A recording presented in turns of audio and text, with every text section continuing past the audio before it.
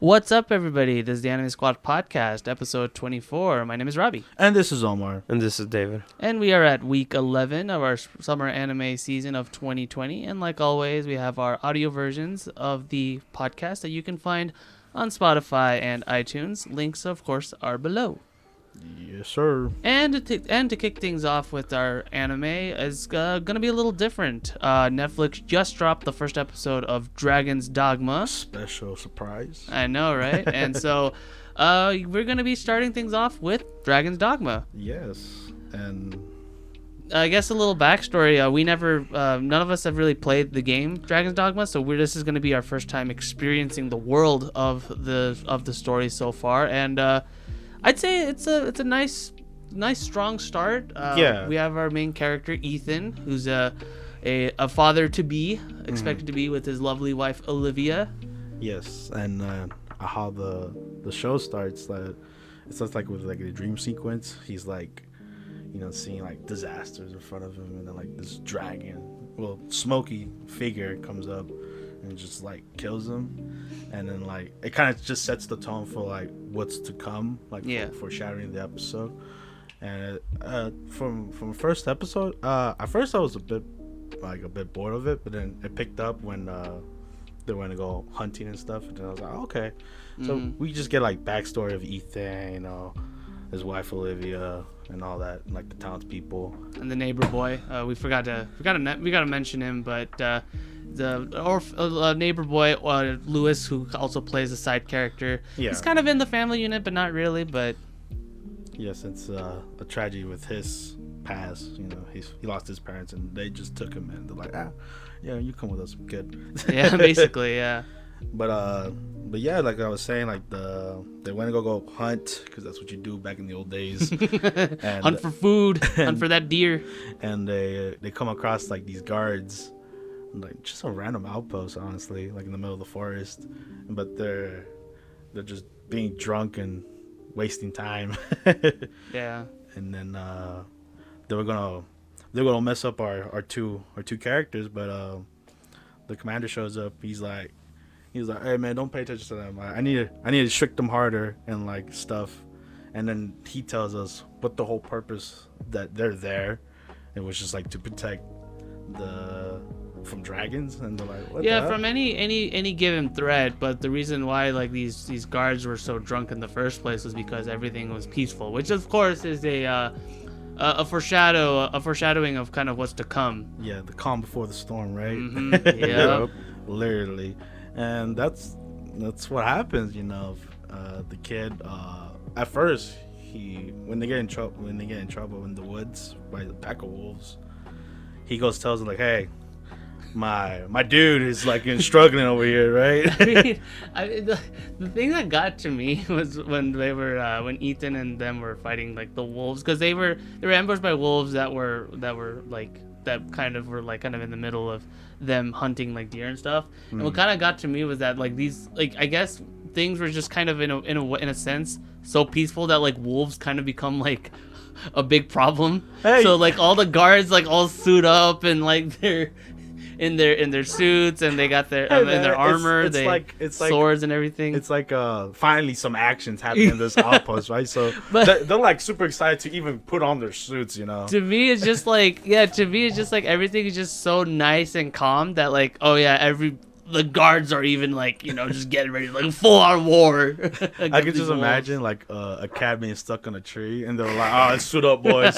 We're gonna chop this tree down. Yeah, but I guess but anyway, so as Ethan's like literally being cornered, right, like in the waterfall and stuff like that, to like, well, off a cliff, his dragon comes and swoops down and scares all the wolves away, and of course that's kind of the big tragedy that the episode alludes to, is the fact that the dragon comes in and literally decimates our hero's like whole hometown and everything. Like if you see in the Hobbit, the second movie, the second part, it's literally Desolation of Smaug. Yeah, literally Smaug just comes in and destroys the town, and there's no hero in this one.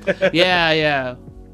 So yeah, the dragon legit kills everybody, including the guards that wanted some action. Yeah, and the funny thing is that like it kills and destroys like everything and everyone. But oddly enough, like Olivia is alive, and like by the time the neighbor kid Lewis, by the time he gets to like the village and stuff, he's like, okay, Olivia, I'll protect you, I'll keep you safe and everything. And they're about to be crushed by like the debris and stuff from the dragon, just kind of like swooping around and everything. Ethan comes in and he catches it, and everything is all hunky dory and stuff. Captain America style. And you go ahead. I want you to tell the audience what happened with our boy Lewis. My favorite part, what happened to Lewis, right? So he's like, coast is clear, you know. You could tell what's gonna happen because of the where the camera's at in the anime. Like it's a far shot of the kid, and he's saying that everything's all good, but then you know, dragon being a dragon, he eats him up, bro. He just swoops in and just and there goes Lewis. Lewis, no! You were the chosen one. And so Ethan, you know, disheartened over this, he charges in head first to the dragon, and you know, dragon being dragon, brushes him off, and then he sees that Olivia's in the corner, you know, chilling, and burns it to a crisp. Yes. and with that, literally everybody that Ethan's ever known and loved is all dead. Dead and gone. Yeah. But the dragon respects him, right? He's like, oh, you came in head first. I respect that about you. And, you know, to show that he has so much honor for this guy, he eats his heart, you know. Yeah, he takes his heart and like, literally steals it away. Yeah.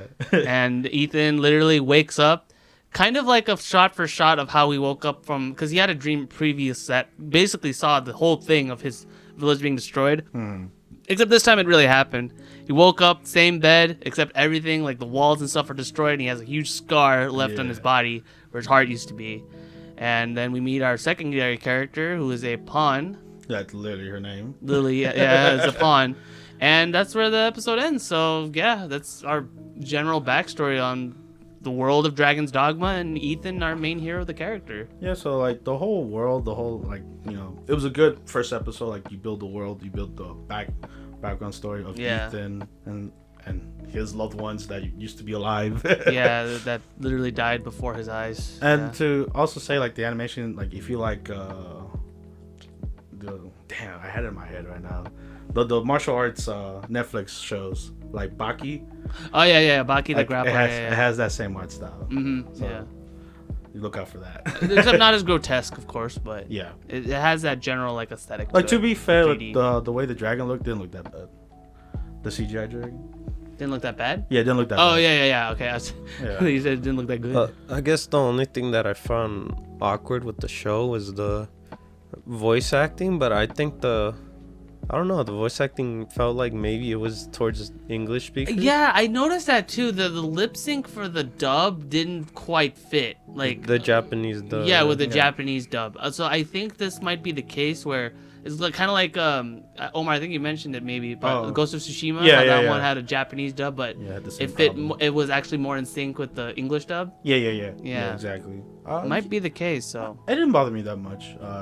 There was like moments here and there that they were a bit off, but not like drastically like Ghost of Tsushima. Yeah, and I think what doesn't help its case is that this one doesn't have the general like anime style lip flap movements. This one actually had like enunciated words where like they're moving like their mouth to form certain syllables and vowels and stuff.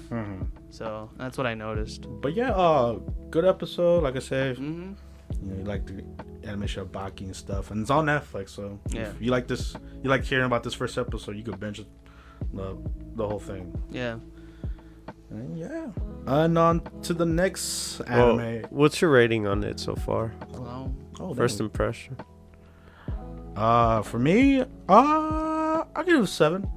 It was solid 7. You know, Ethan was an interesting character. You know, Captain America built character. He has no heart, but he's still alive. Like, what? So it's interesting, and I like to see what the story will go on from there, since everything he knows is gone. For me, I'd say 7.5. Because I'm in the same. 0.5. Yeah, that 0.5. I think the 0.5 is mainly because of just how well put together I think they kind of made with the backstory of the character. Like, I mean, I'll be honest, I didn't want to see this guy lose his family like that. I mean, his wife was even pregnant too. Like, he was literally expecting like a child, And I mean, like, part of me kind of thought that, like, oh, maybe the child was gonna be born right there because of all the tension and stuff. But yeah, he lost it all. Like that really got to me. And the dragon took it from me. And I'm really curious to see like kind of where this goes and how he gets redemption. there. Yeah, so 7.5. I like your rating. Mine's just a 6 so far for a beginning. Why 6? Well, it's to me it was okay so far. You know, it's a good start. Nothing I can't even say the word. Spectacular. Yeah. I feel you. And like it has a kind of generic, but like it's a good backstory of a redemption arc. Yeah. All right, so on to the next animes. Well, our regular scheduled ones. We start off with Peter Grylls and the Philosopher of Time. I finally said it, dude. Yeah, you did, yeah. And this one has a lot of plot, legit plot. Story. Yeah, no harem hijinks found at all in this episode. No Pork Town. Nope, no Pork Town at all. So yeah, it starts off with the duel against Peter and the ogre guy. And Spartacus? Yes, Spartacus. Thank you. And our man Spartacus, he's determined, focused, all eyes on Peter to destroy him, right? And Peter, all in his mind, is like, oh, I can't wait to throw this match, bro. He even has the whole like double tomahawk style thing that he was trying to go for. Yeah, like the whole crowd was like piping him up. And then, like, at one point, he reveals that he's a virgin. He's like, yeah, I haven't even had sex yet. And he's like, oh, come on, Peter. Just throw the match, man. And, Peter really wanted to, but obviously, Lisa and the other sister sabotaged that whole idea. They literally brought Louvelia in to check out the match, and they literally blackmailed him, saying that if you do decide to throw the match for any circumstance at all, we're literally going to spill the beans as to what our agreement was to Louvelia. No. Yeah, so Peter didn't have a choice. He had to do what he had to do and defeat the menace that is Spartacus. Yes, in one swing. Yeah. And so Spartacus loses, devastated, sad, and still a virgin. And I thought he died, so snapped his neck, but yeah. Oh yeah, true. Oh yeah. A Mortal Kombat scene. Oh yeah, there's X-ray and everything. Yeah.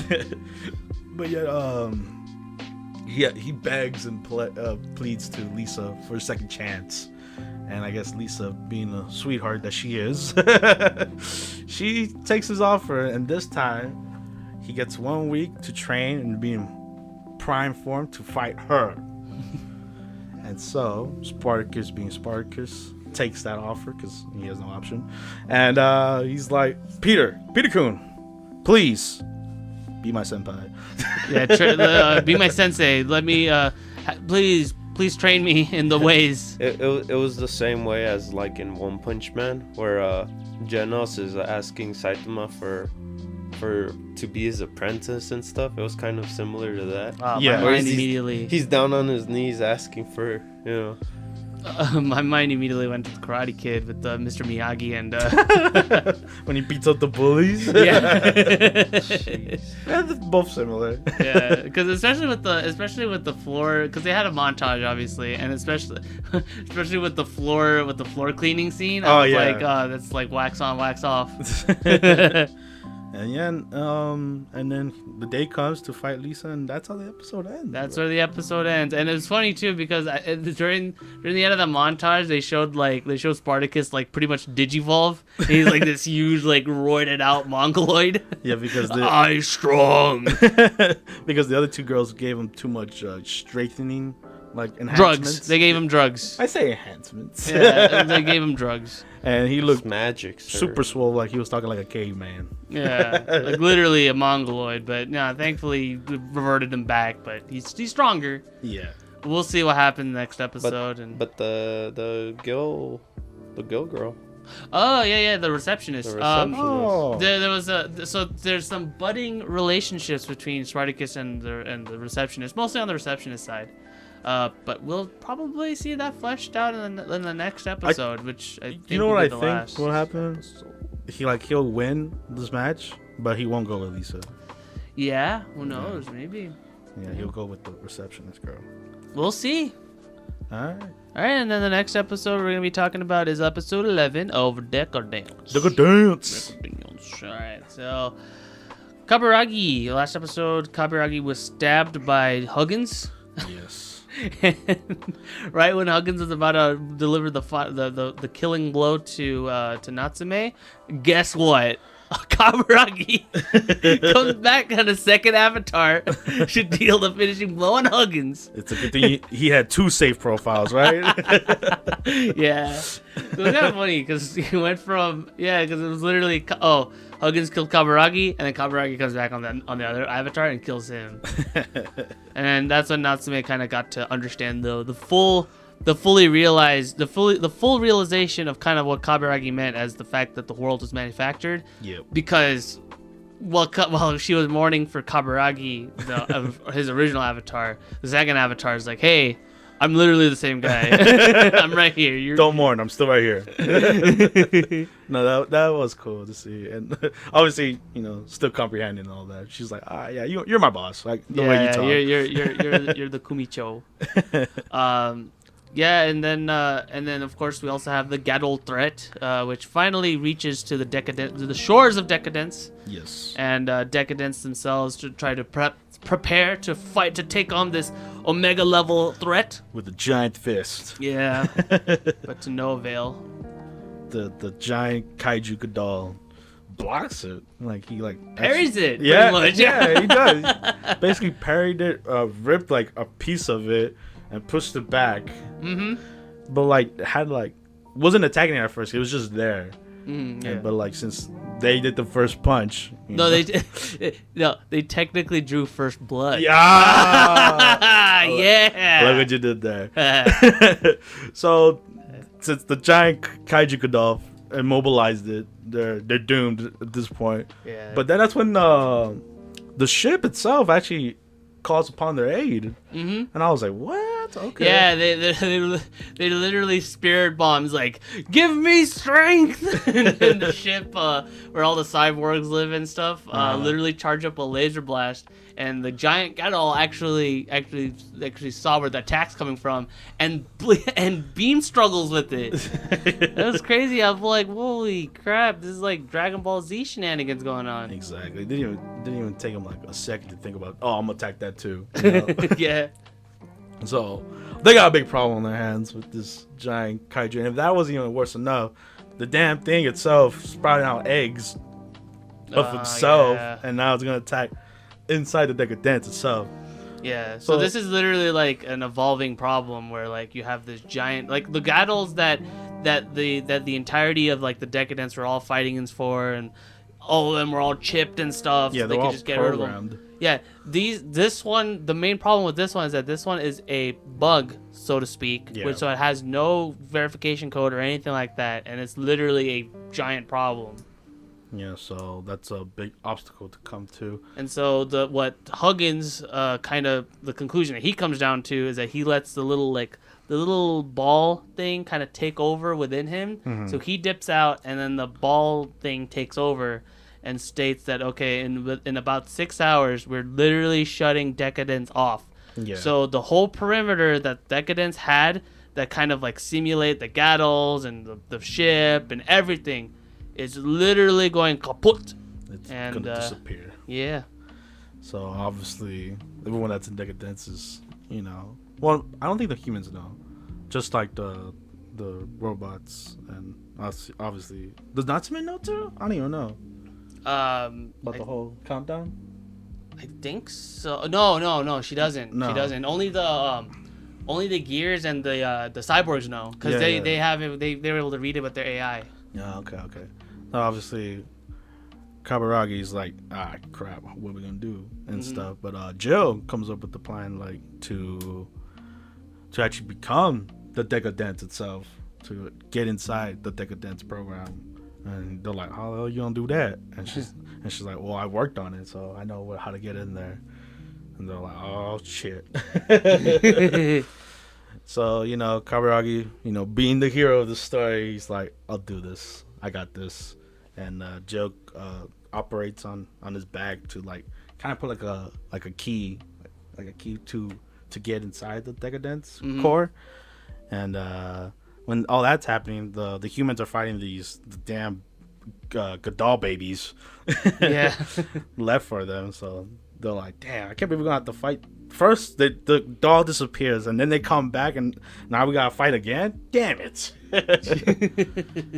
And my favorite part of the episode though, Natsumi joins in the fight, right?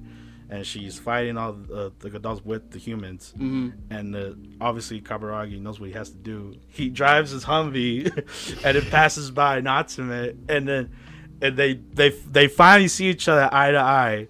Of the real Kaburagi and Natsume. They actually, they don't actually like meet face to face, but like they actually have that moment where like as Kaburagi's driving past her, you have that split second where like Natsume notices, and you know she kind of gets to see him. Yeah, exactly. But she doesn't know what to make of it because she's never seen his real form or anything. She never seen one before. Yeah. And so, but I felt like she knew like there was like a connection. Yeah. So she was like, "Oh, I think I know that person." You know? So obviously Natsume wanted to see where the Humvee went, and she sees the other people, Yeah, she sees the other cyborgs, the bugs that were originally part of that whole like bug thing. Yeah. Yeah, she gets to meet Jill. She gets to meet all of them. Yeah, Donatello and all of them, and she thinks they're adorable like we do. Yeah. She has the same thoughts and everything, and she gets to find out kind of like what's going on and what Jill is about.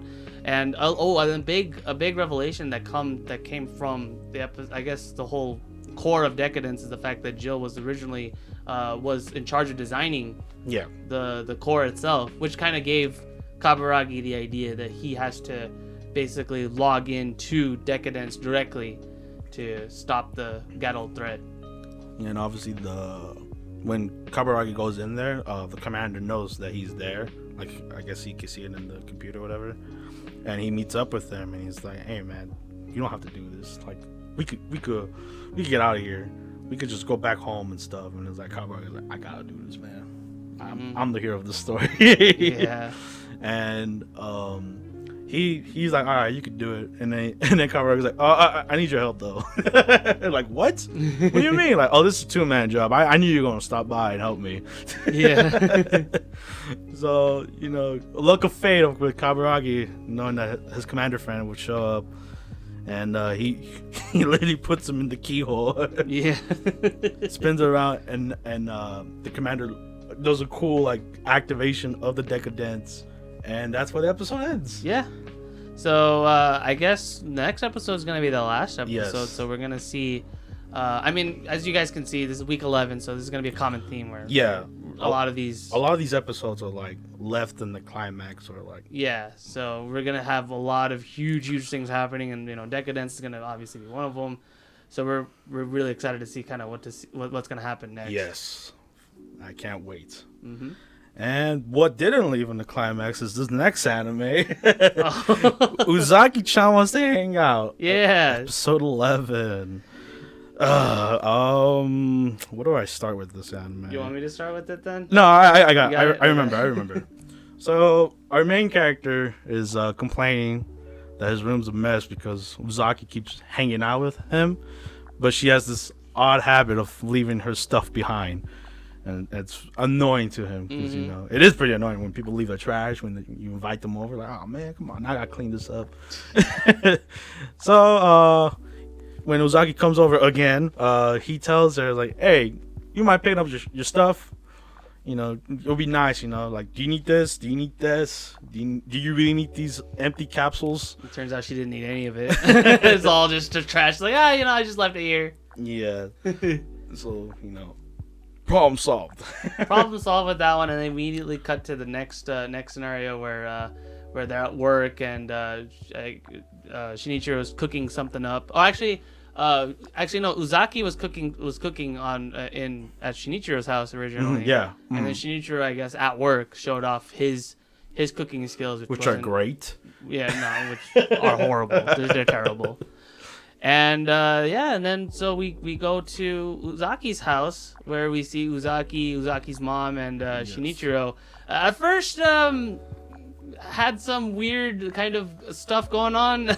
They were making noodles, but they were making like, oh my god, it's so tough, and giving us the audience some weird innuendos. Yeah. Yeah, it's always weird with Uzaki's mom's house. She's always thinking, oh, what if he does this to me? Or, actually, it starts off where like she was actually having just a regular, normal conversation with him, and the reason why is because she was actually not focused on his eyes, which was actually the scariest feature that Shinichiro had. Yeah, and plus it helps that he has him closed the whole time. Yeah, and so. Yeah, and so to like, to kind of end things off with her misunderstanding, she was like, you know what, maybe he's a good guy. Yeah, he's just misunderstood because of his eyes. And right as she's walking back to the living room, she mishears Uzaki and Shinichiro talking with each other about like how to handle this properly and like, oh, how do I approach handling her and stuff. And so she thinks that they're talking about her. In reality, they're actually just talking about the cats. Shinichiro has a huge thing for cats. Two lovely cats. Yeah, but mom, again, misunderstanding has yet again sprung up. Yup, and they do all this stuff. They do a rock climbing event. Yeah, rock climbing. And standard stuff. Yeah, standard hijinks there. Uzaki's pride. And then the funny part of the anime was when our boy rents a karaoke room for himself to sing. That's just weird. Okay, to sing the theme song, the very theme song of the anime. Now, to me, I think that's weird. I mean, yeah, you sing in the shower, like that's at this point is normal. I mean, you have like the walls to echo you, but like you literally go out your way to sing by yourself. I don't know, weird. Yeah. But Uzaki and the other girl, Ami. I don't know how they caught him, to be honest with you. Well, they said that they went out to drink, and so they were thinking that, like, for like an after drink thing that they were gonna do, they were gonna go to karaoke, and they just so happened to see him there because his door wasn't like fully closed. So they caught him like kind of singing by himself, and that's when the whole hijinks on their end ensued. Yep. And the funny thing is that they didn't even sing at all. They were just like. They were just changing it to like different cosplays and stuff because I guess like the cosplay store was like right next to the karaoke bar. Yeah. Yeah. It was a fun time for him. I think they were attending to sing, but the singing wasn't involved because I don't think they didn't have for the music itself. Oh, you mean like the anime? Yeah. Oh, of course. Yeah, so they're like, you know what? We'll pretend they already sang. I guess so. Yeah, they just wanted to cut to the chase and just give us our costumes. Yeah. And then they changed it to a Chinese outfit, which oh my god, Ami looked fire in that one. and then the next one, Uzaki just killing it with that bunny outfit. Oh god. Yeah, that's true. But yeah, I like when they had the maracas. She had the maracas. I was like, yay! Yeah. And you would think that's how the episode would end, but you would think, but of course it's episode 11. Yep. We got one more episode to go. And this was like out of left field. Like this does not feel genuine, but they decided to give us like a climax, I guess. Mm-hmm. And when cliffhanger, our main character opens the door. It's a rainy day. And Uzaki's there, wet, drenched, but sad. And she's like, I can't hang out with you no more. Yeah, that's where the episode ends. So I guess in that final episode, we're going to find out as to why she can't hang out anymore and maybe if there's a way to fix it. So Uzaki-chan can't hang out? Uzaki-chan can't hang out! Oh my god! It's going to be something dumb. Yeah, I'm pretty sure. But, something to look forward to, I guess. Yeah, we'll see what happens. We'll see kind of where this goes, where this leads to. Yeah. All right. And the next episode of anime we're going to be talking about is episode 12 of Appare-Ranman. Oh, this was action-packed. This was super action-packed. So last episode we were like kind of going through the doldrums, whether Kosama is going to make it, what to do with the situation, and this is the episode where all that planning and stuff from the last episode comes into fruition, and we get to see Gil's goons take into formation and the fate of the other two hostages, which, oh my god, that was brutal. That was savage. Hey man, humanity. in a Yeah, nutshell. it's like, oh, you have to kill the other one. Whoever wins, they have to leave, and just kills the winner anyway. Yeah, oh come on, man, it's Gil, bro. Gil, yeah. He's the root of evil right now. The root of evil. But yeah, the guys make it, and they have their plan, what to do. So basically, they have TJ and Dylan being the point men to take out the horde of goons, cause distraction / havoc. They have Chase and the engineer guy. I'll leave the name right here. I don't remember his name at the moment. But yeah, so they're basically like in charge of scouting the area to see kind of plus where they have he is. they have the ransom. You have Shanglong and Leon in their own group, and Appare and Kosame in their own group, and Tristan and Hototo in their own group. Yes, and they all split off because there's a lot of goons in this ghost town. And just a whole bunch of fighting. TJ and Dylan just like they're literally they're literally DPS. They're just like going around and killing everything. Yeah, very true. I like when they always cut back to them because they're just wreaking havoc to every goon they see. Like, don't even care no more. In the beginning, there's the villains were shooting at a dog. I was like, damn, that's messed up. That's why you don't care, bro. They're like, yo, kill these goons, bro. They're it was funny because to a point where the villain shoots, and I guess who was it again? It was not TJ. It was Dylan. Dylan's the one that shoots the guy that was almost gonna shoot the dog. The dog, huh? Oh, I think so. Yeah. They really don't say, like, they show both of them at the same time. But yeah, I can see that because Dylan carries the 2 pistols. Yeah. But yeah, that was cool. And then and then a bunch of them turn the other way, and then all of them both start blasting, and then all of a sudden you just see the guy standing there not moving. Yeah. That cool. I was like, hey man, don't waste the alcohol. That's the cool. That's basically like the Western equivalent of like the samurai, just kind of like it's like unsheathing their sword just to sheath it back, and then you see the blood spurt. Yeah, that was pretty dope. Like I said, like I love it when every time they come back to them. And then we get to Kosame and Appare, and they encounter with Gil's like I would say like the elite, elite guards, and the one that they encountered was the one that I think we've said looked like a lot like Solid Snake. So they have to fight him, and Solid Snake is on his own, bro. He has like a double lever action rifle going on here. He seems pretty OP. And then Sophia and Leon, they were facing against the girl like assassin with the 2 knives and everything. That fight was cool. That was that was a cool fight. Because Xianglong had her bow staff. Yeah. That was able to detach into nunchucks and stuff. So that I think that was my favorite fight, honestly. And then we have what was it? The gentle giant. Tristan. Yeah, Tristan was fighting against the big lumbering the other big dude. Yeah. So it was a big boy battle. That was funny because Omar, you were like, because because everybody had their own shot of like taking out goons and stuff. Yeah. And Tristan, you were like, oh man, I can't wait to see what he's gonna do, and you just chuck some. Yeah, bro. At first it was disappointing, man, because like, don't just chuck him, like do like some wrestling moves or something, man. And luckily enough, when they're really fighting each other, my man like was about to kill Hototo, and he was not having any of that because that's his friend. Yeah. So he literally like grabs him and just bum rushes him to walls. And then German suplex. Yeah, boy. The final attack. Oh, and then on Chase's end, they go in and everything, and Chase is just kind of like rushing like an idiot, and then he gets shot. He's like, no, I'm dead. Yeah. It's like, oh, how could this happen to me? I made my mistakes.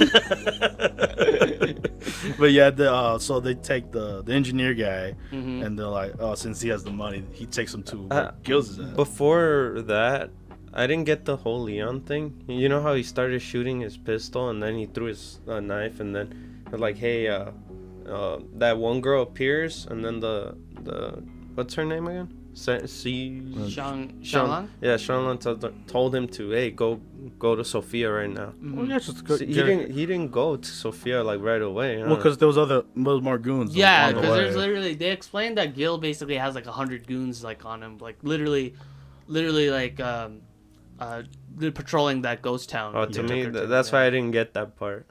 Yeah, that was the only thing I didn't get. It's like when you're going ahead, but like there's still goons. So you still have to deal with the problem in front of you. Yeah. Like I know my man Leon would have just Sonic run that way to freaking Sophia, but he couldn't. Yeah, he has to do what he got to do for a gentleman. Oh wait, Chase went through the. No, how did Chase get up there? They took their corpse. That basically just kind of like proved that he killed him. Oh, yeah. Okay. He literally dragged them, and then he was like, "Oh, here's the money." Mm-hmm. And when it turns out that like Chase actually lived, because Chase had like a little canteen. Yeah. Or if he got shot, it was just a metal plate. Yeah, that he put on his ship. He literally bet on the fact that the better the gunman, the less likely they'd actually check to see if the prey's dead or not. Yeah. So he counted on that, and then Gil was absolutely furious, so he shot him like right there. Yeah, Desperado style, bro. Wasted all his bullets on this one goon, and then he's dead. And then of course, Appare they were able to. Chase launched the signal. He shot the flare, signal, the two flares. And on Appare and Kosame's side, Kosame was able to get the final blow, and I'm like, no, Snake! These are when all the henchmen were getting knocked out, right? Yeah, it was around that time, yeah. Yeah, so they all meet up to kind of like the top of the hill, basically, of where the churches Gil's are staying at. For me, I liked all the fights, all the 4 fights. Yeah, right? yeah. It was basically 4 fights. I mean, Kosame. Chase's doesn't count because his was like literally premeditated, where they oh no, so it was 5 then. No, there's only 4. It was the Hototo one. It was the Hototo one. There was the Chase one. There was the Appare and Kosame one, and the Shanlan one. Oh, yeah. Because Dylan and TJ were just killing all the guys. Yeah. Okay then. Yeah. And funnily enough, like when they had the final shot of like everybody kind of like closing in on the cathedral where Sophia was held captive, they didn't show Dylan or TJ there. No. They weren't there. So. Oh, that's a good. I didn't know that. Yeah, I noticed that. Yeah, call, they weren't there. But you hear gun blasts. I know. At So the my prediction is that they already went to the church, since they're the ones that had the biggest beef with Gil. Yeah. So that's my theory. That's my theory. I like your theory. I feel like Chase and the engineer, they're fine. So that's my guess. And that's the end of that episode. Mm-hmm. And on to the next episode of animes we got is God of High School. Yeah, God of High School. Episode 11. And no woo this time. No woo, yeah. No woo. But very interesting episode, I like to say so myself. We got the conclusion with Park Il-pyo versus Jin, and we got to see what the Nine-Tailed Fox could do. And it was pretty OP at first. Mori did not know how to attack this new Cherry-Oak ability that Park got, and he's getting his ass whooped. Yeah. at first, but obviously our MC can't look overpowered. Yeah. So he's like, screw that. I'm gonna try to do some blows. I'm gonna still try to Sharingan my way through and try to disappear and maneuver and everything. And at one point, I guess they're like both evenly matched, and then that's when Mori Park unleashes like a final blow kind of move on Mori, and all the fire foxes and stuff. And then Mori, like out of nowhere, pulls out like I guess his Cherry-Oak. Yeah, his Cherry-Oak. Yeah, we don't know yet. We don't know. He doesn't know yet. Well, we don't know either. No. That's why I said no one knows. He doesn't know. Nobody knows. But like, it looked like it. But it gives a silhouette of like what could it be, and it looked like, in my opinion, it looked like the Monkey King. Sun Wukong. Yeah, Sun Wukong because of Goku. Yes, Goku. How he holds his the bow staff in a way, and the god himself. He's like he has many powers, so that's what I'm speculating to be. and when he unleashes his power, which Mori doesn't know what it is, like he launches it up to like almost to heaven. Yeah, all into the stratosphere, and then you see like the hand of God, beads on his wrist, like just slap him. Yeah, so this was like literally the end of the fight itself. Yeah, and it very interesting climactic fight. When you have the hand of God on your side, I don't know, man. Things don't look that great. Pretty hard to overcome that. Yeah, I mean, that whole fight itself was so potent. It some dude in a infirmary facility started kind of reacting to it. Yes, because I forgot to mention, I left this one out. Park Ilpio is the key. He's the key. Yeah. What the other Park guy is looking for. Mugen, yeah. Yeah, Mugen, and everyone else is looking for the key, because apparently they reveal the backstory with the Nine-Tailed Fox and how it was against the gods and something. So they kind of like a certain other anime. Yes. Which one you're talking about? It's a little relatively unknown show. So I think it started with an N. I'm not sure. I think so. It's still going. Successor of it. Anyways, but they sealed it away for many years until now. It released, Park Mugen having the key of the Nine-Tailed Fox. Mm-hmm. And so a lot of the people that use cherry oaks had like a reaction to it, and even including the man in the hospital, which was surprising. Yeah, very much so. And for the most part, we get that nice closer where Ilpio and Mori are healing up at the hospital. Mm-hmm. You see Ilpio's teammates and stuff, kind of like there. They're chatting and everything, and they said like, hey, we'll give you guys some time, just kind of like talk and everything like that. Yeah, like to the end of the after the fight is over, they're still bros. Yeah, exactly. It was a good fight, so they can respect one another and how much power they have.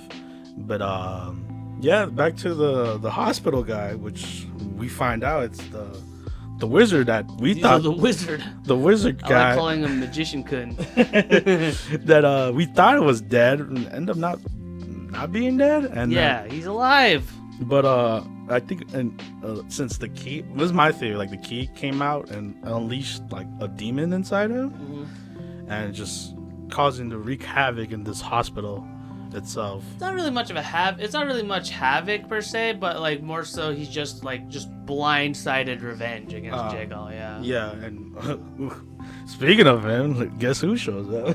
Jegal himself. Yeah, he was walking toward Ilpio in the hospital to no doubt cause some mischief. Yeah, and that's when our Magician-kun shows up, and he's like, "Do re mi fa sol la ti do." I can't believe you remember that. That's awesome. Yeah, it's literally like just music 101. He just uses that and just shoots lightning, and your boy Jegal literally just slaps it away. And he uses his shark cherry oak, not even the shark itself, literally just the spikes. Yeah. Like form spikes within himself or whatever. Within Magician-kun. Yeah. So Magician-kun looks like he's about to die, and then I don't know where the maid, I guess she sensed a disturbance in the force, and she noticed that Magician-kun was kind of like there. It wasn't in the room. Yeah, it was in the hallway. Yeah, and then she was in the room and she didn't find him there, so that's why she went out to look for him. Yeah, so and the fight itself was happening in the hallway, so when she noticed it, Jegal immediately was like, okay, I got it. Boom, shoot like spikes on her hand and stuff, and just like fuse them together and just make more spikes and then eliminate them both. So technically Magician-kun killed her. Yeah, but so, then the guy just like did the spikes and then pretty much brought her towards the magician guy, and he ends up getting hit by the spikes that he created from. It's weird. It's like the weird magic on him. Yeah. Like he could grow spikes wherever. Like it's any like platform. it's like having a stand, but then also having like a sub stand that has like a secondary effect, and like I guess spikes are like that. Yeah. So you mean Kira? Basically, yeah. Kira, she got Kira. You know the bomb. Yeah. You know his heart little attack. bomb. Yeah. Yeah. Another one bites the dust. No, not bites the dust.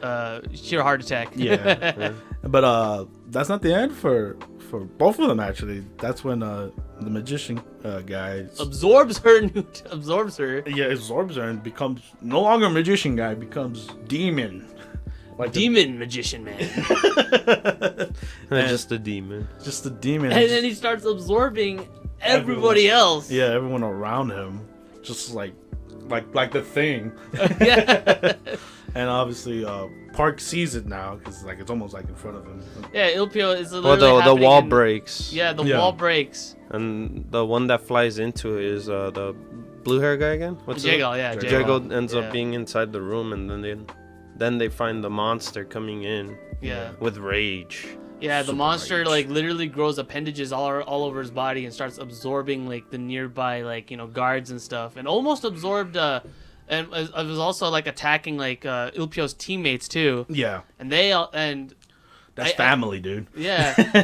and then the monster also like just spat out the maid too. That was weird. Yeah. I was like, okay, that's random. Cause I thought he would have gotten like maybe like a gut punch would have caused that reaction, but no, he just randomly spat her out. Yeah, but the monster itself starts picking up Park Moon-jun's friends. Ilpio's friends. Oh yeah, my bad. His teammates. Yeah, and right when the teammates got caught. Yeah, in he there, gets mad.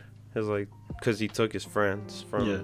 Well, yeah, he took his friends, but I think what pissed him off more was Jagal wanted to quote unquote end the fight. Yeah. So he summons the full form of his Chariok, takes a chomp, and big old it frees. Thankfully, like it frees his teammates, but unfortunately, the male teammate he loses his arm in the process, and the girl loses her leg. Yep. And that literally brought back flashbacks of when his other former teammate was just beaten on the ground, got her leg fully broken and everything. And that's what pisses off Park Ilpio, and probably the coolest shot. Literally grabs Jagal's face and slams all the way down to the 54 building, all the way to the floor, and we don't know what happens after that. And then at the end, that's when we get Morio Alter, and he's summoning again. He's opening the gates and opening looks like the gates of hell at this point. And that's where the episode ends. And so a lot is happening at towards the end. So it was pretty cool and stuff, and can't wait to see more. Yeah. And that's going to be the last episode. There was a lot, like overall there was a lot that happened, and the second half in particular, like watching it was just completely like profound. Yeah. Yeah, so it was a lot to comprehend. And we'll continue to the next episode's anime as No Guns, No Life. Second season, episode 11. And we get a recap. Yeah. We get like a Dragon Ball Z recap of last episode. Within like 8 minutes or 7? Like the first like 5 minutes. Yeah, the first 5 minutes. And so I was like, okay, this is interesting. But they showed, I guess, season 1 and then a little bit of season 2, right? No, in the first 5 minutes, it was literally the recap of last episode. Oh, that too. Yeah. Didn't they show also They season did, one? Yeah, further they on. showed- Oh, they that's showed further that. on. Yeah. Oh, okay. The first half, there's multiple recaps here. The first recap they showed was mostly of Juzo's past, of kind of like what he did, and it's literally what we saw in the last episode. So it is very redundant. Yeah. But I guess in terms of new content that happens, we see Juzo and Teshiro. Yeah, Tetsuro. Yeah. He sees the actual like gun like in the middle of the room where like they're like because he used Harmony on Juzo. And they're still like talking to each other. Like, And this is still the same thing from last. Yeah, It's the same thing, but like Juzo finally like accepts, not Teshiro, like but what Teshiro said to him is like, hey man, You don't need a hands to kind of show you what you got to do. Yeah. You are in charge of your own destiny. exactly. And I guess that's what Juzo needed to hear, and he goes full ham after that. But the organization, the secret organization itself, comes in. And just like starts blasting everyone that's in the arena, I guess. Yeah, not even differentiating between enemy or foe. They're literally just like trying to shoot everybody. Pepper, Seven, Juzo, all of them. Yeah. So they Seven and Pepper, they try to get away because there's too many of them. So they get away, and then Pepper she's profound. Like everyone's watching her now. She's like, yes, this is what I wanted. But for them being too cocky and stuff, there was like a random secret agent Archer kind of robot dude.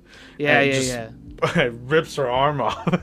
Yeah, like literally blasted off with like an energy arrow. Yeah, it was cool. Oh, but then blast the gun and her. Yeah, one Seven's big Glocks. Oh no. That was later, I think. No, you're right. Is it? It took Seven's Glock kind of thing. No, it's the other time, I think, when Juzo. Because you know how he was aiming towards the crowd, but that's later on. Yeah, that's when Juzo destroys that Glock. Yeah.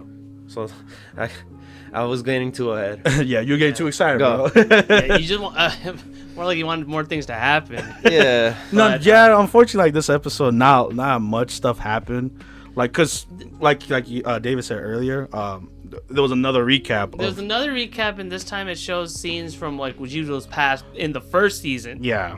And kind of all the events, a lot of the events that happened there. Mm-hmm. And that took up a lot of the time because we got to see Juzo kind of like come from the ashes, rise from the ashes and like get new legs and stuff. Yeah, new legs and a bionic arm. And a literal bionic arm, and like go toe to toe with Seven, who's like pretty much in full rage mode because of what happened to Pepper. Yeah. And they square off, and Seven loses an arm, and then that's the end of that episode. Yeah. And that, like I said, nothing much happened. It's pretty disappointing episode. They shoot the statue. They did. I know we talked about last episode that did the statue get hit? We're like, nah, it didn't get hit. This one it did. It did. It did finally get hit. And then the head comes off. So, yeah. So there you go. So I really don't know what to expect for next episode. Like just probably like the fight and then wherever they go from there. Maybe to end off 7. Maybe I think maybe to conclude like what's gonna happen with Seven and Pepper. That's my guess. Yeah, since Pepper lost her arm. Yeah, and then I guess the collective. She had a robotic arm too, huh? Yeah, it was a robotic arm. Yeah, because you need to, in order to even handle a gun slave unit, you need to have a prosthetic arm. Yeah. And and then also like I guess the collective unconscious wants to retrieve Tetsuro's harmony, but not just yet. Not just yet. Well, one of them says not just yet. Yeah. Everybody else was in agreement, but yeah. And that was the end of the episode. Yeah, we'll see what happens next, and how it ends. Next episode of anime we're going to be talking about is episode 11 of Re:Zero Season 2. Oh man! And I don't know if I mentioned this before. I might have just told it with the guys, but I knew that Subaru was gonna have another like reset because there wasn't really enough information for him to like actually deter like what Elsa's goals are, like what she's doing.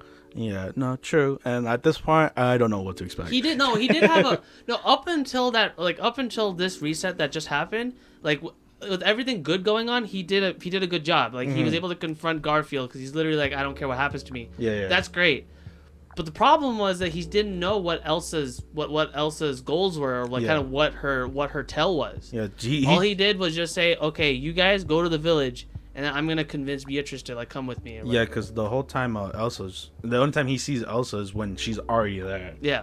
And we don't know why she's there, and I guess we find out, but because Subaru and Beatrice have a deep moment in the beginning of the episode, just talking it out, like why Beatrice, what her goal is in general, why she needed Subaru and all that, and it's great content, man. Just very emotional, especially with Beatrice, the voice actress. Like, man, there was a lot of moments I felt like, damn. Yeah, but they were really well done. Yeah, so like those moments I just wanted to look away because I don't want to see a little girl cry, man. Yeah. But yeah, it's, she obviously we know she's super old. Like she's been alive for years. So 400 years confirmed, and then she was apparently one of Echidna's original like spirits that was actually bound to her. Yeah. And Beatrice also had the book that Beatrice had, like that she was protecting all this time. It's completely blank. Yeah, nothing in it. Yeah. And I was like, what? This whole time, man? Like the last couple episodes, I thought it was like, I guess it is the book of knowledge, but there's nothing there. Yeah. And I'm like, what the hell? So that threw me off too. And then Subaru finally pulls the Beatrice out of her what she really wants, and she flat out says, I want to die. Yeah. Kill me already. End my suffering. And like, obviously what she's saying, like crying and stuff, and it's hard to take, man. It is really hard to take, but I think like one of the biggest revelations that like Subaru found out was the fact that Elsa was not working alone. No, Elsa actually had a cohort that was actually operating within the underground, kind of like how the Akatsuki roll. They have like partners and stuff. I like that comparison. Yeah. And it turns out it was one of the random village girls. So random. From the Mob Beast arc in the first season. So random, bro. That said, oh, we found this thing right here. And it turns out she was actually a Mob Beast trainer. Yes. And so the Mob Beast that attacked the village from the first season was actually her doing. That's some bull.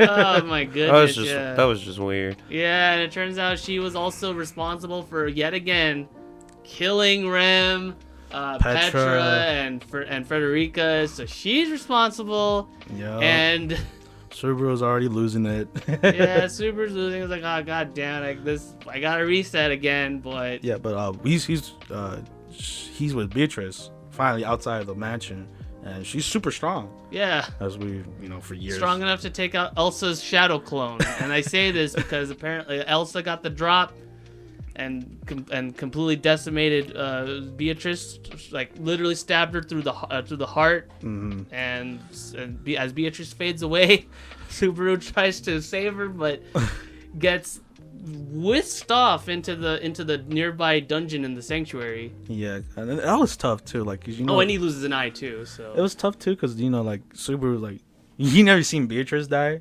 so like to see her like fade away, like, oh man.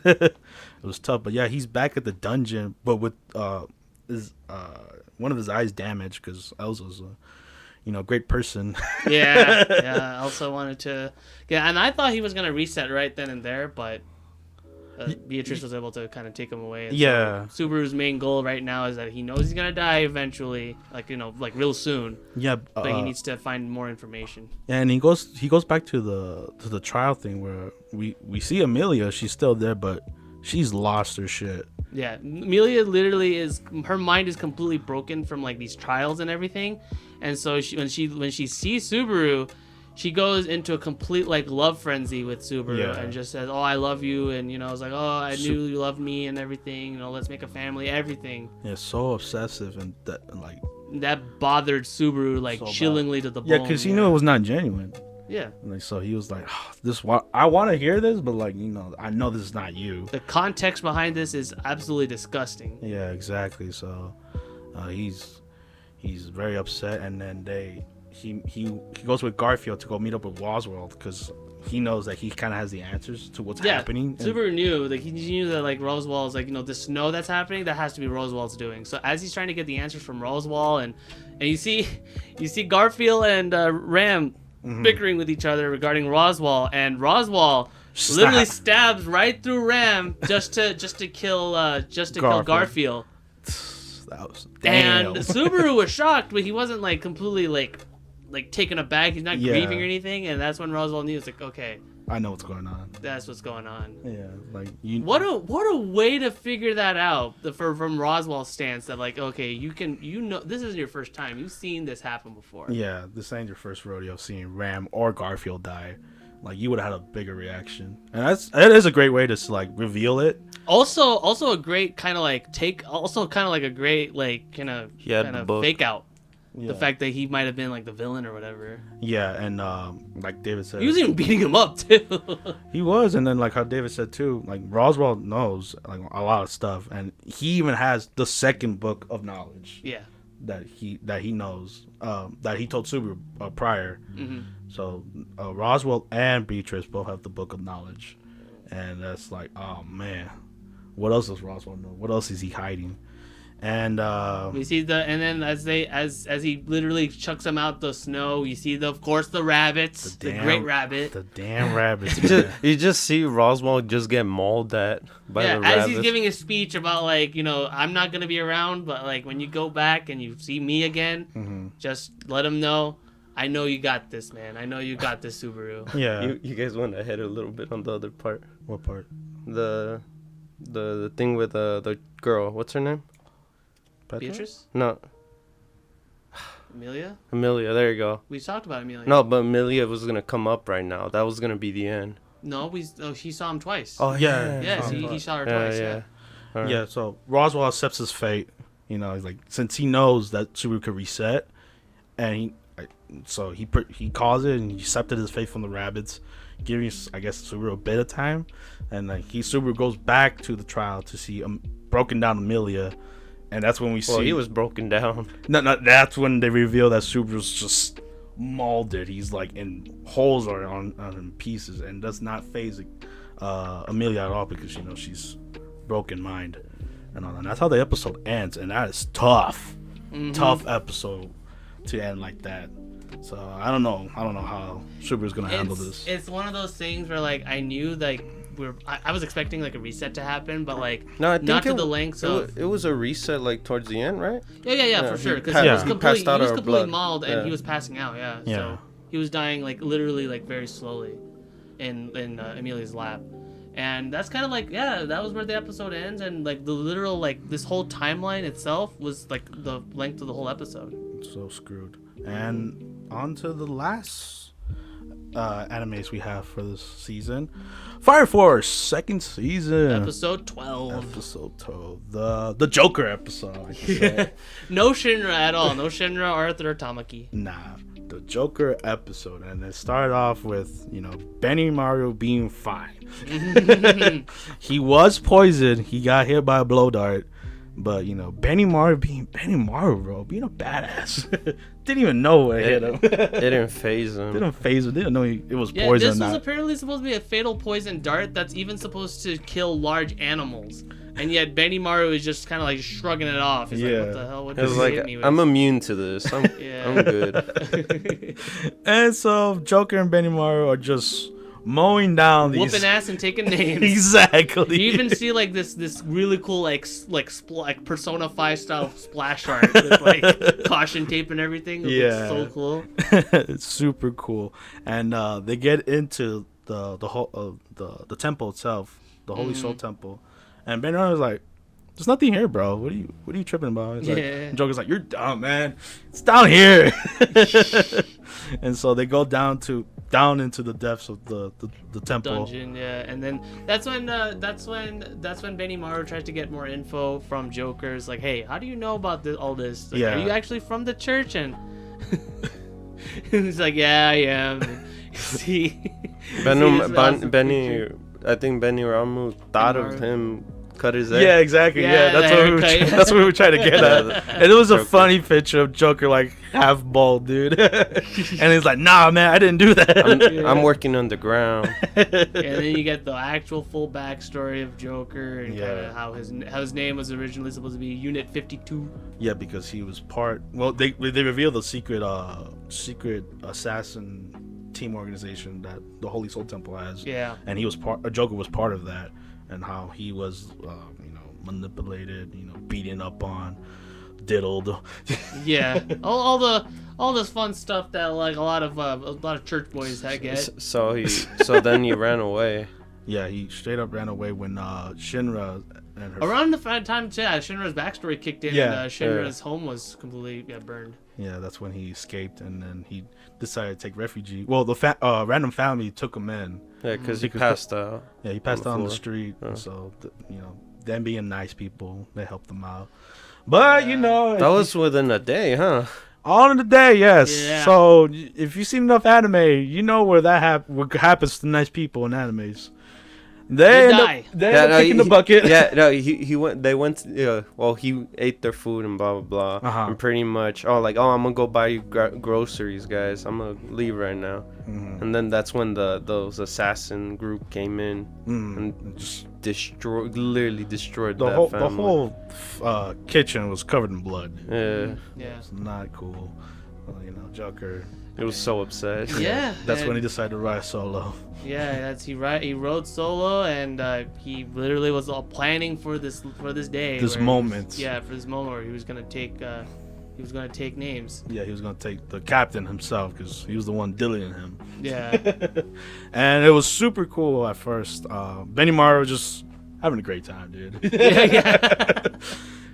If he has any chance to just kick ass and take names for fun, he'll do it. So he's just mowing down these grunts at this point. Yeah, and at first Joker kind of looked like he was taking L's really hard because he was using all his cards, all his tricks and stuff. I had a feeling he was planning stuff. Oh yeah, planning something out in general. Yeah, for sure. But yeah, that's when Joker reveals that he was doing something the whole time during the toxin. He was smoking, he was smoking that good kush, and the smoke had some psychedelic effects. I love that scene, dude. It was so creative. Yeah, it's so colorful, dude. It was so trippy. Oh my god, yeah. It was really cool to see. And then he even said himself it's also affecting your guys' too. Yeah. But my guy, he's fine. None of this affects him. Nothing phases him. He was just standing there. Yeah. While everyone was dancing and stuff. And man, what Joker does to the captain of this team, dude. Yeah, because he was losing. Oh, well, apparently he was losing because he threw all his cards and he ran out of cards. And deck of cards. His deck of cards. But he's like, I got one card secret. His trump card. His trump card. The Joker. The card. Joker. Yeah, the Joker card. And then he destroys this captain into pieces, man. Yeah. He hacks off his arm at first. You see blood fully gushing in, and then just cut into pieces, man. Yeah. Destroyed, gone. And go ahead. I'm proud of Joker. He got his vengeance. Yeah, absolutely. He's our anti-hero, so he's cool. But he he wasn't the true He wasn't the true big boy of this campus, because he stated that I have this Joker card and it's not for you, as he's kind of all mush in the ground. It's actually for drum roll, please. the first lieutenant. And we've seen how powerful he is against Shinra. Yeah, we didn't even see him move. Nah. Yeah. So I can't wait to see this episode. Yeah, and thankfully this isn't the penultimate episode. The next episode is the penultimate of the season, because this is one of the only anime. We're gonna get a new opening, huh? Next. Most definitely. More than likely, most we're definitely. gonna get a new opening, But this, I'm glad that there is one anime that's continuing on. So I'm glad this is not the end of Fire Force. Yup. And that wraps up the anime. That wraps up the anime, and now we're gonna talk about game news and just stuff in general. Yes. You want to start off, or? No, you go ahead. All right. So first news, anime news, I guess. Basically, yeah. Yeah. Oh, RWBY. If you guys don't know about RWBY, this will be the day we're waiting for. That was great. It's made by Rooster Teeth, and they've been doing it for many years now. And now to talk about, it's not like Japanese animation, but it's a show that we kept up for a while now. Since the very beginning. For me, since YouTube, when they started posting it on YouTube. Yeah. Then I showed it to my friends. Yeah, you showed everybody. And then I showed Omar here. Yeah. And then I showed Ravi as well. Yeah. We had a long journey with RWBY. It has big ups and downs. Big downs. So they announced Volume 8 in the next season of this beloved show, and it will be coming out November 7th, 2020. What do you think this new season is gonna hold? Oh man. Oh. You don't know. Hopefully more development. More development. I don't know how to say it, man. There's problems with this show at the same time. There's good things and bad things on this show. Yeah. It's hard to pinpoint what to say about it. Yeah, I mean, What's your you go? from what last season left off with, Penny being Winter Maiden and all that, and obviously Salem coming in with the giant white whale from ReZero. All hands on deck, bro. I mean, the town has to get strapped up after the big attack they had with the Grim. Obviously I think most of I think for that volume in general, the one that did it for me the most is the character I didn't care for in the beginning, but now she developed so much that talk about Weiss. Yep. There you go. General Hux. No. I don't know why. I thought you were gonna say mention him. No, Weiss, and then also the general. Oh yeah, the general had a lot of great moments. General, last wow. season. And I felt bad for him. I really did felt bad. So we'll see how he comprehends himself in this next season, and we'll see where it goes from there, man. Robbie, what do you have expectations? I'm kind of like the same. What you saw this, what did you think about season 7? At least what we watched. Season 7 was pretty cool. Was pretty interesting. Like I like the new group that they kind of introduced, but the Ace team. Yeah, the Ace team. But like I don't know, it was kind of easy to tell that we're gonna be seeing like the Team RWBY faced off against them. I was kind of able to see that. Pretty predictable. But yeah, I mean, we're from what we see so far, it's just kind of like a divide between like everybody. So I don't know. I'm kind of excited to see kind of like where the developments are going to be going with that. I think the most that I wanted to see more RWBY to take more charge. Yeah, that's true. Yeah, because she's she's the team leader. Yeah, she's a team leader and like literally like the main character. Yeah, and she kind of gets shafted over everybody else.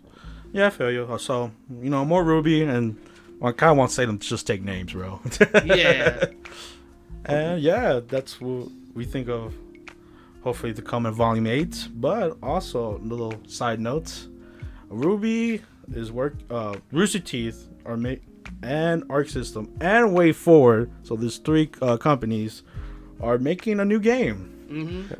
Now, Arc System, I'm not too surprised about because they like Arc System literally created assets for RWBY to be featured in BlazBlue Cross Tag. Yeah, so I'm not surprised about that either. So I'm hoping for this new game to be another fighting game. Yeah. But then they said WayForward, but WayForward is not a fighting game. They don't do fighting games. They do mostly like platformers and beat 'em ups. So what do you think it's gonna be? If I had to put money on it, probably like an action adventure. Action adventure? Okay, yeah. I was thinking because of these combination of like developers. I was thinking like you guys ever played Sub-Zero Mythologies, Mortal Kombat? God, no. Yeah, I was thinking like that. Where, like, no. You have like an action adventure game, but with like combat from like a fighting game. No. And they can reuse assets from like the sprite sheets for RWBY. From what I'm thinking of, they're gonna use the art that Arc System has done with the BlazBlue, like their art style. Oh yeah. And they're gonna use the game, like the kind of gameplay WayForward does. Okay. That's what I'm guessing what this new game's gonna be. Yeah, But very exciting. Gonna come out next year, and hopefully we get to see a trailer soon of this new game. And one more thing, hopefully we get news on Genlock, because we're looking forward to Genlock. Hopefully when it comes out. Yeah, like season 1 just ended like with abruptly. Yeah. Yeah. Had potential. And we enjoyed it for what it is. Yeah, I believe. Of course you believe. All right. So, anyways, the next bit of news we're gonna be talking about is the 3DS. Sadly, coming to a close. Aww. It's after 9 years of production and great games and titles and everything. Yes. It's finally coming to a close. Japan has officially announced that it's seeking, it is now nearing, or not nearing, pretty much ended production in its Japanese shores, and Yes. I believe soon to follow will be the American, the U.S. Everywhere. Yeah. No, because the U.S. recently, U.S. recently took out its availability of buying one. So yeah, it makes sense that the 3DS is completely donezo. And do you guys want to talk about like your favorite 3DS games? Because we all have one. Yeah, for sure. I mean, the 3DS was definitely one of my favorite handheld consoles of recent years, and definitely gave me like a great like number of memories to go with, and it's kind of sad to see that this is going, but as all consoles do, there's a time when everything comes to an end and everything. So yeah, so like it's good. We had a long run for 9 years. That's pretty good. 9 years. That's yeah. good. Almost going on 10. Yeah, I mean, I have very, very great memories of 3DS games like Fire Emblem Awakening, the Smash Brothers one, Link Between Worlds. It has Super Mario many 3D classics Land. and Kid Icarus Uprising. yeah, that one too. Yes, and so that system itself has so many great classics. I like to say at this For point. sure, yeah. So do you guys want to like kind of say like what your guys' like favorite games from the system was, like kind of like that left a lasting impact on you guys? Yeah, sure. I'll go first. Yeah, go ahead. Like I said earlier, Fire Emblem Awakening, man. Yeah. That literally, before the 3DS and that game, I had never heard of this franchise other than Smash. Smash, yeah. Yeah, so I picked it up and it was the greatest pickup in my life. It was literally the first game I picked up. Fire Emblem Awakening. Wait, did you pick it up the same time I picked it up? No, I was by myself. Oh, okay. So we bought it at different times between me and you? I told you about it though. I told you like, oh, this game's awesome, dude. Like you should check it out. Yeah, because I never played this type of game in general. I did play it like this, what is it? Tactical? Just tactical base. Yeah. Like strategy RPG. Strategy. Yeah. Mhm. I usually don't play that type of game, but I started getting my hands onto it. No, I bought the game. Yeah. And I enjoyed the whole game through and throughout. Awakening was Multiple fantastic. playthroughs right here. This guy. Yeah, it was literally like the game that saved a franchise. Exactly, and look where it's at now. And David, what about you? What's your favorite from the 3DS? You say Pretty much the same thing. Same thing. Yeah, me and him are combined on that. Yeah. All right. Yeah, it's a great game, dude. What's your hobby? With me, I would say Shin Megami Tensei 4. That game was very interesting because like before SMT4, my only like experience from playing like the Megami Tensei games was like Persona 4, Persona 3, which were like more anime based and everything, as far as like the game's concepts and characters are concerned. But Shin Megami Tensei 4 was kind of like my true taste and my true step forward to like playing the main games.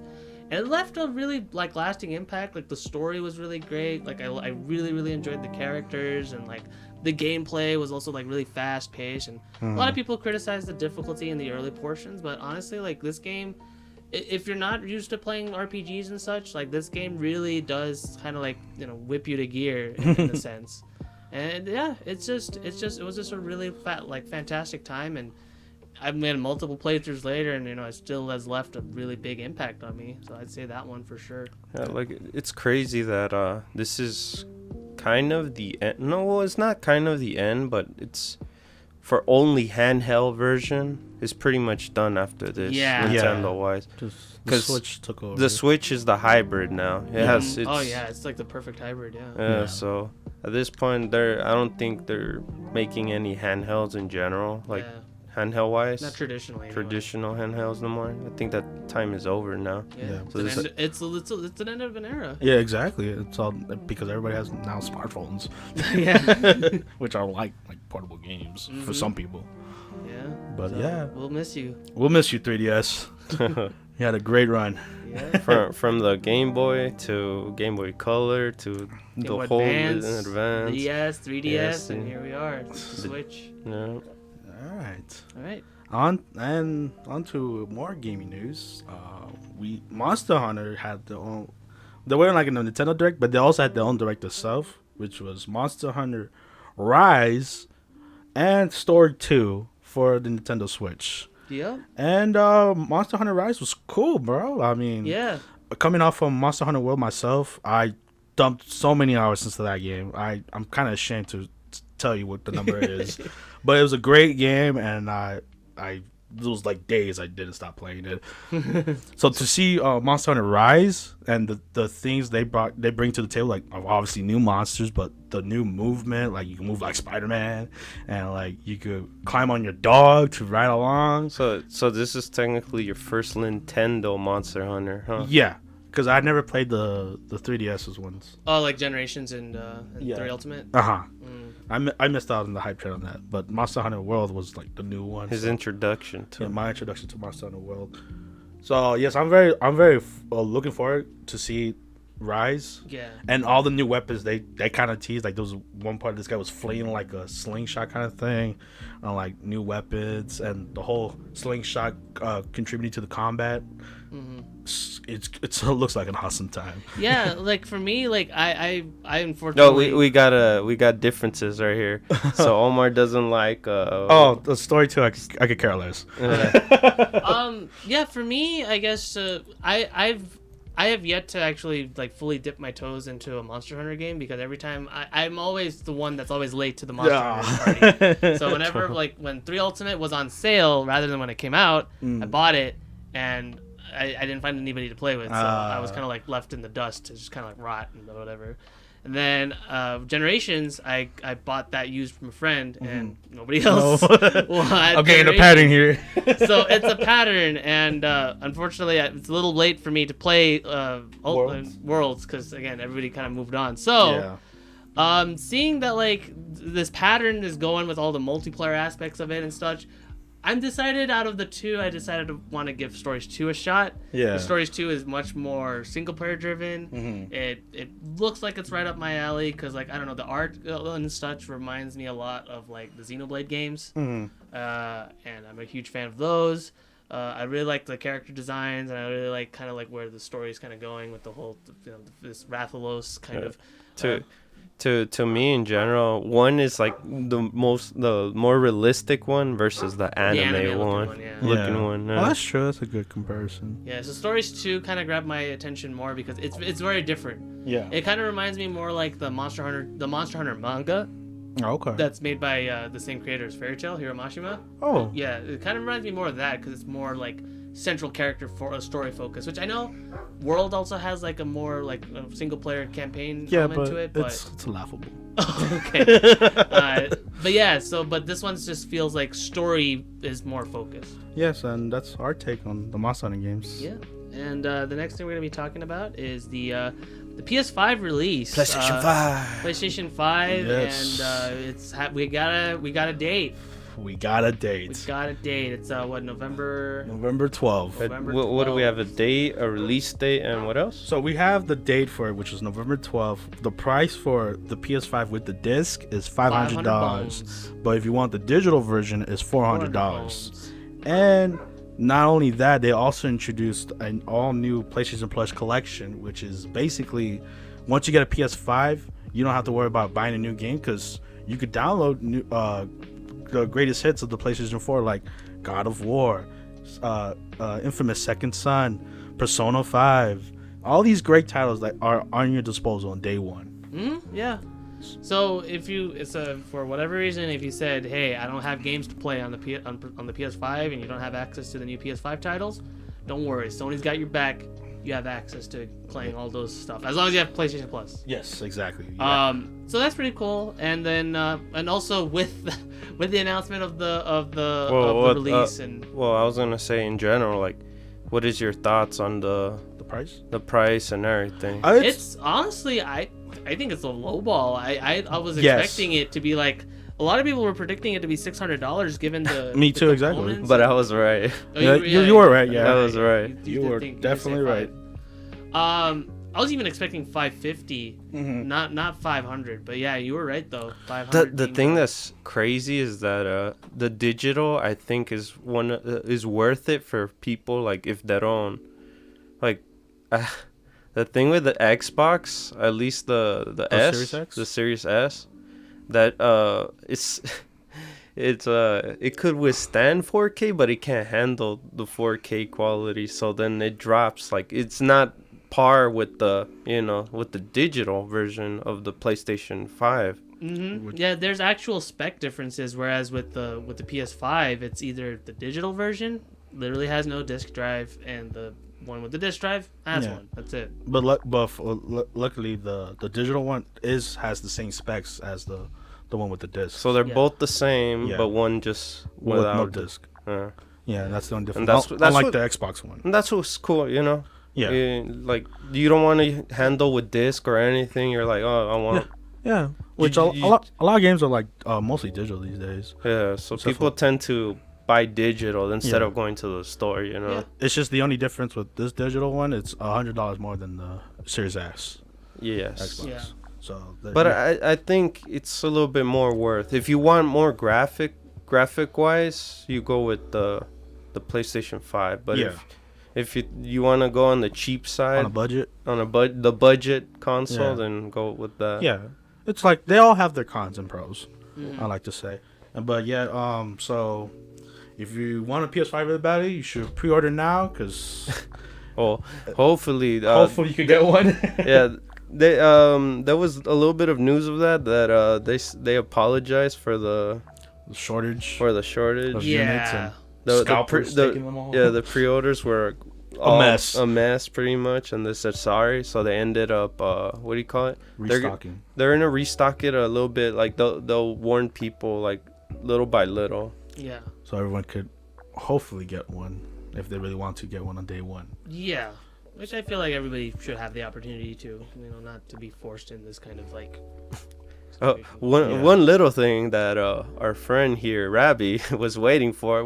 He was waiting for the PlayStation as well, but he was also waiting for the RTX. Oh yeah, so Nvidia also dropped their new Same model day, of huh? the RTX. No, it was the day It was after. the day after. The day after, yeah. Well, midnight. So supposedly. not midnight. Not midnight. Oh, no, 6 a.m. 6 a.m. in 6 the a.m. morning. of the 17th. Yeah, tell us your story, Robbie. So Nvidia was dropping their new RTX graphics cards, the 3080, literally the day after, and I was planning on buying it, but unlike the PS5, which I knew human beings were actually had their pre-order set and everything. The RTX 3080, no actual human being that I could find, whether it's people that I know or online, were actually able to buy it because bots completely buy them out. Scalpers. So so that was way more embarrassing than on their part than Sony. So Yeah. And with this news of the new PS5 and the info, they also revealed new stuff, like new games, like they revealed gameplay of the Demon Souls remake. Yeah, By that was Bluepoint. really cool. And man, it looks really good. I think out of all the trailers that we saw through that PlayStation, what was it? Like it was like an event. Like, Yeah. PlayStation event. Yeah, that one was like the best graphical. yeah, wise. that looked like, I'm not like a Dark Souls fan or anything, but I could say that looked very impressive. Like this one is legit like convincing me to want to get the Demon Souls remake. Yeah, and these are the same people that made the Shadow Colossus remake. So if hopefully if this Demon Souls remake does well, hopefully they make their own game. Oh yeah, definitely. With the talent they have in that studio, it's bound to at this point. They have the potential. Like Yeah. I'm 100% convinced that they can produce their own high quality game. Yeah, so I think I can say for all of us, like we're very impressed on Demon Souls remake. Yeah. And then on the next little game they showed off, it's a game that's already out, but it's a different version of it. It's, Capcom bringing it in with another version. yeah, that famous Capcom, but This it's is cool though. Devil May Cry 5 Special edition. Yeah, Virgil baby. Virgil's in this game. We knew he was coming in one way or another. He was in the game, but he wasn't playable. He is now playable in this version. And my guy, what Virgil does is godlike. Yeah, like it's a mix of like DMC3 stuff.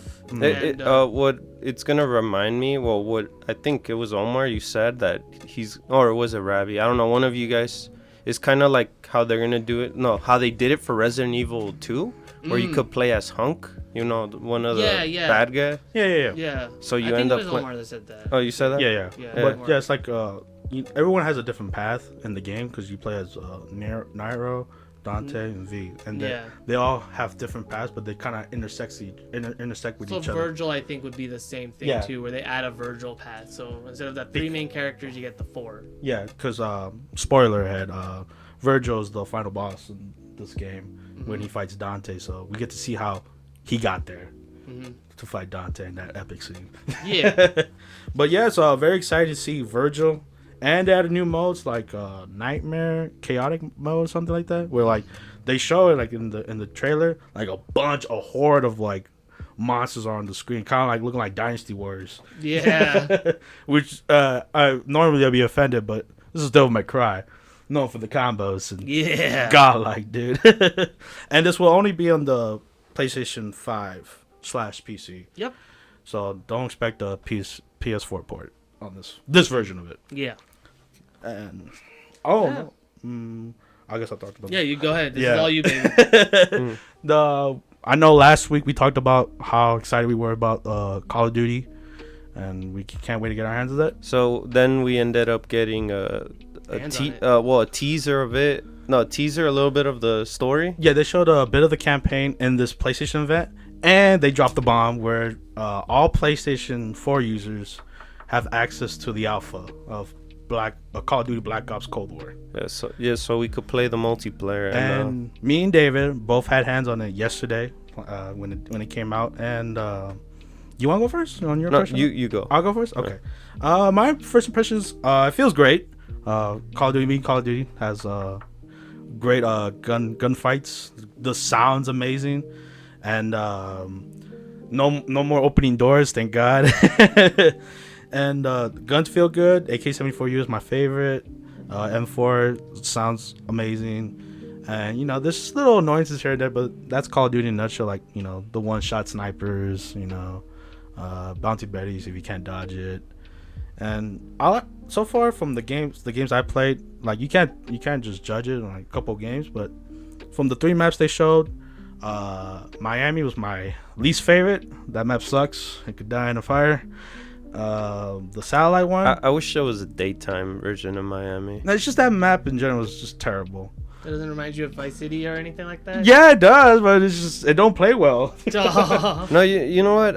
I had issues with the placements of when you're playing domination. Yeah, because literally like B's, obviously B's in the middle, but like it's in a bad spot. Like it's almost like near C in the hotel, and it's bad gameplay. Like I feel like there was more like help for one specific side than the other side. Like it was more closer to one side than the other.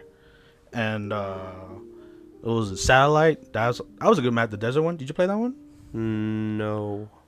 Like this one side, it's like this open field of sand. Like you could go flank over there, and then there's the crash site, which that one was pretty fun. And then the last one we played was Moscow, and that one was probably my favorite as well. Yeah, that one I just had an issue on B. Oh, because it wasn't the whole. Yeah. Yeah, I wanted it more centered. It was more towards like one corner of that the little area inside that building. Yeah. So I had a feeling like a lot of people had control near the escalator area and it was towards A, right? It was A side? Yeah, it was towards A side, yeah. So they had more control on that side. So if you spawned on that side, it was easier for you to, take care of B on your own. Yeah. And so yeah, for me in general to come back, it feels refreshing since I stopped playing I guess multiplayer. No, not multiplayer. Call of Duty in general. Well, cause I used to buy the Call of Duties like every year, but then I got bored of them. I'm more of a Treyarch COD guy, so I enjoyed getting those. But once fourth came, like Black Ops 4 came out, I didn't enjoy it at all. It was I didn't enjoy it. So I gave up on playing the game. I didn't even finish. No, I didn't even play zombies on it. That's how I got tired of COD. So then I started skipping all these COD games until Cold War came back, because that's I guess Black Ops in general was the epitome of me enjoying the story, the multiplayer, the zombies. That's the one that kept pushing me to play the Call of Duty in general. I had fun. Yeah. The story on Black Ops in general was fun compared to all the other ones like Modern Warfare and all that. I think I connected more with Black Ops. Okay. The first one, right? Well, first one and second one. Oh, okay. And also World at War, but you know they kind of tied it a little bit just with the main protagonist from there. I liked how they jumped I'm sorry. the story. I kind of like that jumping around. There is enough. Yeah, I'll have my vengeance. pretty much. No, yeah. Every time I think about Call of Duty campaigns, I always quote either Modern Warfare 2 or Black Ops with Mason and them damn numbers. But yeah, for multiplayer impressions, seems good. Guns don't seem that overpowered, except the snipers. Oh, I really enjoyed the attachment kind of thing. That was new to me. Oh, the whole gunsmith. Yes. Oh yeah, because you could do 5 attachments. You could literally put a lot of attachments. And before they used to, like, you get 2, or you get a tiny bit. Like here, blah, everything, blah, blah. The grip, the laser sight, the style. You want everything? The barrel itself, yeah. No, yeah, that's carried over from Modern Warfare. Oh, okay. Yeah, but this one you could put like 7 attachments. It's like a whole perk where you can pimp out your main gun. And perks too. It was crazy too. Like. There was no. I don't know. We don't know. I don't know if in the full game. In the full, yeah, I don't know. This is just an alpha. Okay, so you could use everything. What do you mean? Like, I didn't know prior to that. Like, if you could have like 6 perks, because you know how back then you could only get like you can get like multiple like attachments and then a bunch of perks. Oh yeah, you can. Yeah. Also now you can have like 5 attachments and 6 perks in that greed card. Yeah, that there's a lot of customization in these new Call of Duties. Yeah. So since I played Modern Warfare, I know the things they carried over. But yeah, very exciting. We'll see. There's gonna be a beta, so if you missed your chance on the alpha, because there's only a PlayStation thing, and you have an Xbox, there's gonna be a beta coming out soon, so everyone can try it, hopefully. And on to the next game. Spider-Man, Miles Morales. Yes. Very hype. Have you played the first one? Yeah, I played quite a bit of the first one. Yeah, from that as like reviewers like to call it, it makes you feel like Spider-Man. Yeah, it's honestly like yeah, with the PS4 Spider-Man, like it felt like very much like the Spider-Man 2 game that we wanted on the modern day system. Yeah, because compared to like other superhero games in general, the ones that always do good is Batman, no matter what. Yeah. And this is the first time you see a Marvel game actually, Yes, made by Insomniac. Yep. Yeah, they took the majesty that was the Spider-Man 2 swinging mechanic, and they were able to flesh it out with its own original story and and combat systems, and I feel like it worked out really, really well. Yes, so I'm very excited to finally see gameplay, because they teased the Miles Morales game a couple of months ago, but they finally showed gameplay of my man Miles. And then they kind of showed it within the Spider-Man game as well too. Yeah, but you could. You were just. He was like a bystander. But he was in the story, yeah. But now, since Miles has the power of Spider-Man, we get to see his powers. Turning invisible, electrical charges, and like doing those fancy flippy and dips. Yeah, this time there were more more finesse and stuff. Like he like the camera angles would change compared to it reminded me of a lot like what of Insomniac's infamous Second Son. Yes, where you get like not just electric abilities but fire abilities as well, and it was like more of an evolution of like the infamous kind of formula that series has. But I mean, it makes sense. It's also Insomniac. And it's so cool when you see the cutscenes too, where it went from cutscene to gameplay, cutscene to gameplay. It was pretty crazy. Yeah. But yeah, I love the trailer itself. It shows the heroic side of Miles. Like, I think at this point it's a trademark thing to Spider-Man to do, like hold the bridge with both arms. Because we've seen that the Raimi films. The Raimi films. Spider-Man Homecoming.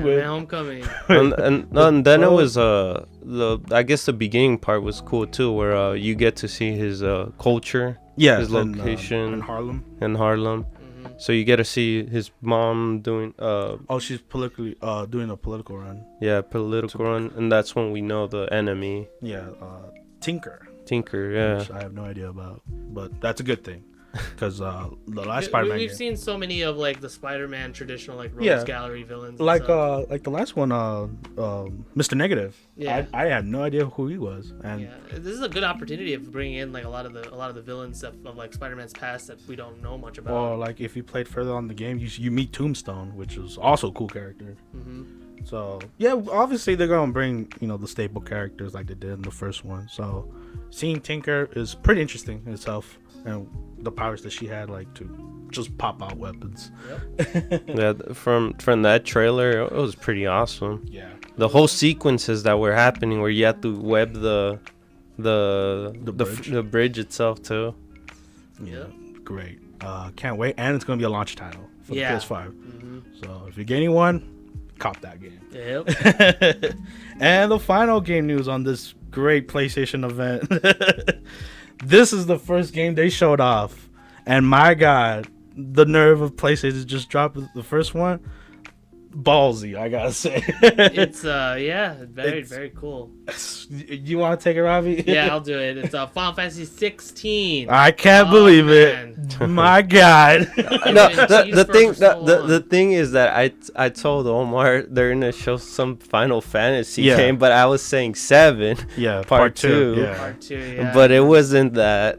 It was not that at all. Yeah. It was Final Fantasy 16. My God. It goes back to the medieval like high fantasy setting. Castles, sieges. sieges.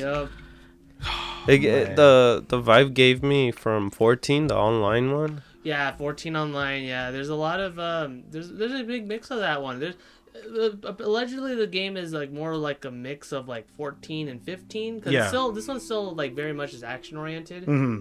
I feel like it's not gonna be like with team though. I think it's just by himself, right? Yeah. That's the vibe I got too. Which Also, is like Lightning Returns. yes, yes. but just I don't think it will be that. It's not gonna be system. turn based. Yeah, no turn based. Yeah, I know that for a fact. Yeah, It's just him by himself, maybe. So far that we saw from the trailer I mean, itself. also speaking of which, the main character he looks really cool. yeah, he does. Oh, he does. He looks like He looked like pretty boy. No, he looked like the guy from 15. Noctis. No, not Noctis. Oh, Nymphs. Yeah, yeah. The Kingsglaive movie. Yeah, Kingsglaive. Yeah, he does a little bit. No, but I mean like the uniform and kind of. Oh, okay, I got you. It kind of gave me that vibe. Yeah. And I think you brought it up, but now I really see it now. Like this character reminds me a lot of The Witcher. Yeah. The way he Geralt. and the way he carries his Geralt. sword. Yeah, dude. So I'm like, okay, that's cool. Yeah, because to me it gave me like 3 different games. It gave me Skyrim, it gave me Witcher, and then what else? What other game I said? I said some other game. But not Final Fantasy. Well, No, but Final it's their Fantasy take too. on it, It's their so- take. Mm-hmm. So And, that's what it gave me, but I really enjoyed the combat. That was pretty cool. Yeah, Mhm. like when he was fighting like the Marlborough or like that giant toad guy, and then the Dragoon himself, and then the whole. I guess the whole story of this one, what it seems so far, is this guy's gonna fight the summons, the crystals, the gods. Yeah, he wants to take down the crystals. Not take them down, kill them with his bare hands. Yeah, which is kind of interesting because like the theme of crystals were kind of always been around in like the earlier Final Fantasy games with Mhm. like the 4 warriors of light trying to restore balance to the crystals, but I guess in this case he's taking down the crystals. So that's pretty cool. Yeah, it's super cool. I can't wait to see. There was no release date, so don't expect it anytime soon. Yeah, we're So probably not far, gonna- yeah. So no release date for the game, and there's no actual like Square Enix hasn't said anything about PC port yet. Yeah. But of course, eventually It's gonna do it. happen. It's Yeah. gonna I happen. mean, I feel like at this point Square has fully embraced the majesty that is the PC. Yes, It'll take its time, but But- It'll get there. It'll but get from there. what we know, It'll find its way. but from what we know so far, it is a PlayStation exclusive. Mhm. yes. So that's very exciting. Yeah. PlayStation. Can't wait. All right, and with that's it for this week's episode of the Anime Squad podcast. And as always, my name is Robbie. And this is Omar. And this is David. And don't forget to like, comment, and subscribe if you guys like our videos. And share if we think we're cool. Yeah. Bye-bye. Bye, guys.